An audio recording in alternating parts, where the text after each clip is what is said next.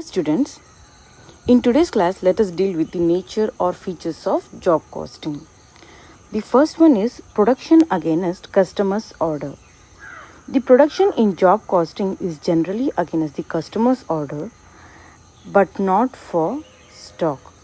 As you all know, job costing ಯಾವ ಥರ ಇಂಡಸ್ಟ್ರೀಸಲ್ಲಿ ನಾವು ಇಂಪ್ಲಿಮೆಂಟ್ ಮಾಡ್ತೀವಿ ಅಂತ ಹೇಳಿದ್ರೆ, ಯಾವ ಇಂಡಸ್ಟ್ರಿ ಕಸ್ಟಮರ್ ಸ್ಪೆಸಿಫಿಕೇಷನ್ನ ಪ್ರಕಾರ ಪ್ರಾಡಕ್ಟ್ನ ಪ್ರೊಡ್ಯೂಸ್ ಮಾಡಿಕೊಡುತ್ತೋ ಅಥವಾ ಕಸ್ಟಮರ್ನ ಆರ್ಡರ್ನ ಅಗೇನ್ಸ್ಟಾಗಿ ಪ್ರೊಡಕ್ಷನ್ ಮಾಡುತ್ತೋ ಅಂಥ ಇಂಡಸ್ಟ್ರೀಸಲ್ಲಿ ಮಾತ್ರ ನಾವು ಜಾಬ್ ಕಾಸ್ಟಿಂಗ್ನ ಇಂಪ್ಲಿಮೆಂಟ್ ಮಾಡೋಕ್ಕೆ ಸಾಧ್ಯ.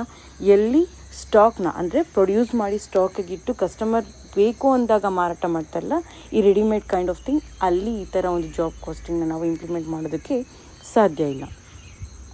Second one is identification of job. Each job is distinctively identified by production order throughout the production process.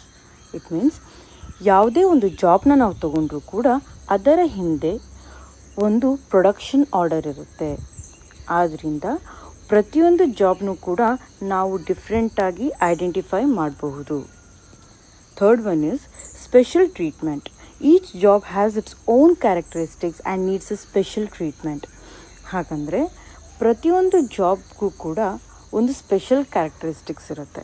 ಹೇಗೆ, ಯಾಕೆ ಅಂತಂದರೆ ಪ್ರತಿಯೊಂದು ಜಾಬ್ನೂ ಕೂಡ ಹೀಗೆ ಪ್ರೊಡ್ಯೂಸ್ ಮಾಡಿಕೊಡ್ಬೇಕು, ಹೀಗೆ ನೀವು ಮಾಡಬೇಕು ಅಂತ ಹೇಳಿ ಹಿಂದೆ ಕಸ್ಟಮರ್ ಸ್ಪೆಸಿಫೈ ಮಾಡಿರ್ತಾನೆ. ಆದ್ದರಿಂದ ಪ್ರತಿಯೊಂದು ಜಾಬ್ಗೂ ಕೂಡ ಒಂದು ಸ್ಪೆಷಲ್ ಕ್ಯಾರೆಕ್ಟರಿಸ್ಟಿಕ್ಸ್ ಇರುತ್ತೆ. ಆದ್ದರಿಂದ ಪ್ರತಿಯೊಂದು ಹಂತದಲ್ಲೂ ಅದನ್ನು ಸ್ಪೆಷಲಾಗಿ ಟ್ರೀಟ್ ಮಾಡಬೇಕಾಗತ್ತೆ. Fourth one is no uniformity in the flow of production. It means there is no uniformity in the flow of production from department to department. The nature of the job determines the departments through which the job has to be processed. The production is intermittent and not continuous. ಅಂದರೆ there is no uniformity in the flow of production. ಅಂದರೆ ಒಂದು ಆರ್ಗನೈಸೇಷನಲ್ಲಿ ಒಂದು ಜಾಬ್ನ ತೊಗೊಂಡ್ರೆ minimum ಒಂದಿಷ್ಟು ಡಿಪಾರ್ಟ್ಮೆಂಟ್ನ ಪಾಸಾಗಿ ಬರಬೇಕು ಅಂತ ಇರುತ್ತೆ. ಪ್ರತಿಯೊಂದು ಜಾಬ್ ಕೂಡ ಎಲ್ಲ ಡಿಪಾರ್ಟ್ಮೆಂಟ್ನೂ ಪಾಸಾಗಿ ಬರಬೇಕು ಅನ್ನೋ ರೀತಿ ಇಲ್ಲ. ಸೇ ಫಾರ್ ಎಕ್ಸಾಂಪಲ್, ಒಂದು ಗಾರ್ಮೆಂಟ್ಸ್ ಅಂತ ತೊಗೊಂಡ್ರೆ ಬಿಗಿನಿಂಗಲ್ಲಿ ಮೆಟೀರಿಯಲ್ನ ಕಟ್ ಮಾಡುವಂಥ ಕಟ್ಟಿಂಗ್ ಡಿಪಾರ್ಟ್ಮೆಂಟ್ ಇರುತ್ತೆ. ಎರಡನೇದಾಗಿ ಸ್ಟಿಚಿಂಗ್ ಡಿಪಾರ್ಟ್ಮೆಂಟ್ ಇರುತ್ತೆ. ಮೂರನೇದಾಗಿ ಈ ಎಂಬ್ರಾಯ್ಡ್ರೀಸ್ ಏನಾದರೂ ಮಾಡೋ ಹಾಗಿದ್ರೆ ಸ್ಪೆಷಲ್ ಡೆಕೋರೇಟಿವ್ ಡಿಪಾರ್ಟ್ಮೆಂಟ್ ಇರುತ್ತೆ. ನಾಲ್ಕನೇದಾಗಿ ಈ ಬಟನ್ಸ್, ಹೂಕ್ಸ್ ಇಂಥದ್ದನ್ನೆಲ್ಲ ಹಾಕುವಂಥ ಫಿನಿಷಿಂಗ್ ಡಿಪಾರ್ಟ್ಮೆಂಟ್ ಇರುತ್ತೆ. ಐದನೇದಾಗಿ ಅದನ್ನು ಐರನ್ ಮಾಡುವಂಥ ಡಿಪಾರ್ಟ್ಮೆಂಟ್ ಇರುತ್ತೆ. ಪ್ರತಿಯೊಂದು ಜಾಬ್ ಅಂದರೆ ಪ್ರತಿಯೊಂದು ಬಟ್ಟೆನೂ ಈ 5 ಡಿಪಾರ್ಟ್ಮೆಂಟ್ನ ಕ್ರಾಸ್ ಮಾಡಿ ಬರಲೇಬೇಕು ಅಂತ ರೂಲ್ಸ್ ಇಲ್ಲ. ಸೇ ಫಾರ್ ಎಕ್ಸಾಂಪಲ್, ಒಬ್ಬ ಕಸ್ಟಮರ್ ನನಗೆ ಎಂಬ್ರಾಯ್ಡರಿ ಅಥವಾ ಸಪ್ರೇಟು ಹೊಸ ಡೆಕೋರೇಷನ್ಸ್ ಎಲ್ಲ ಏನು ಬೇಡ ಅಂತ ಹೇಳ್ತಾನೆ. ಅವಾಗೇನಾಗುತ್ತೆ, ಅವನ ಆ ಜಾಬ್ ಆರ್ಡರ್ ಡೈರೆಕ್ಟಾಗಿ ಕಟಿಂಗ್ ಡಿಪಾರ್ಟ್ಮೆಂಟಿಂದ ಸ್ಟಿಚಿಂಗ್ ಆದಮೇಲೆ ಫಿನಿಷಿಂಗ್ ಆದಮೇಲೆ ಐರನ್ ಡಿಪಾರ್ಟ್ಮೆಂಟ್ಗೆ ಹೋಗಿ ಬರುತ್ತೆ. Therefore there is no uniformity in the flow of production. And we have already mention there is no continuity in the production. ಅಂದರೆ ಪ್ರತಿದಿನ ಕಂಟಿನ್ಯೂಸ್ ಆಗಿ ಪ್ರೊಡಕ್ಷನ್ ಮಾಡೋದಿಲ್ಲ. ಯಾವಾಗ ಆರ್ಡರ್ ಬರುತ್ತೆ ಆಗ ಮಾತ್ರ ಇಲ್ಲಿ ನಾವು ಪ್ರೊಡಕ್ಷನ್ ಮಾಡ್ತೀವಿ. Next one is cost unit. Each job is treated as a cost unit under this method of costing. ಈ ಮೆಥಡ್ನಲ್ಲಿ ಒಂದೊಂದು ಜಾಬ್ನು ಕೂಡ ಒಂದು ಕಾಸ್ಟ್ ಯೂನಿಟ್ ಆಗಿ ನಾವು ಕನ್ಸಿಡರ್ ಮಾಡ್ತೀವಿ. Sixth one is ascertainment of cost. The cost of production of every job is ascertained only after the completion of the job. ಅಂದರೆ ನಾವು ಪ್ರತಿಯೊಂದು ಹೊಸ ಜಾಬ್ನ ನಾವು ತಗೊಂಡಾಗ ಅದಕ್ಕೆ ಎಷ್ಟು ಹಣ ಖರ್ಚಾಗುತ್ತೆ ಅಂತ ನಮಗೆ ಮುಂಚೆ ಗೊತ್ತಿರೋದಿಲ್ಲ. ಆ ಜಾಬೆಲ್ಲ ಕಂಪ್ಲೀಟ್ ಆದಮೇಲೆ ನಾವೇನು ಮಾಡ್ತೀವಿ, ಒಟ್ಟು ಖರ್ಚು ಎಷ್ಟಾಯಿತು ಅಂತ ನಾವು ಕಂಡುಕೋಬಹುದು. Seventh one is preparation of separate cost sheet. A separate job cost sheet or job card is used for each job. Each job is given a certain number by which it is identified. In the cost sheet, full details of costs are entered, such as the date of commencement, completion of the job, actual and estimated cost. These are written side by side.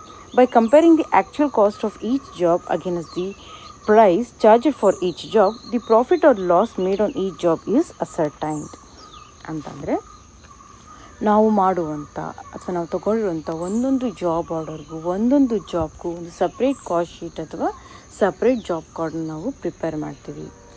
ಯಾವ ಜಾಬ್ಗೆ ಯಾವ job card ಅಥವಾ ಯಾವ job call sheet ಅಂತ ಹೇಗೆ ಗೊತ್ತಾಗುತ್ತೆ ಅಂತ ಹೇಳಿದ್ರೆ, ಪ್ರತಿಯೊಂದು ಜಾಬ್ಗೂ ಕೂಡ ಒಂದು ನಂಬರ್ನ ಕೊಟ್ಟಿರ್ತೀವಿ.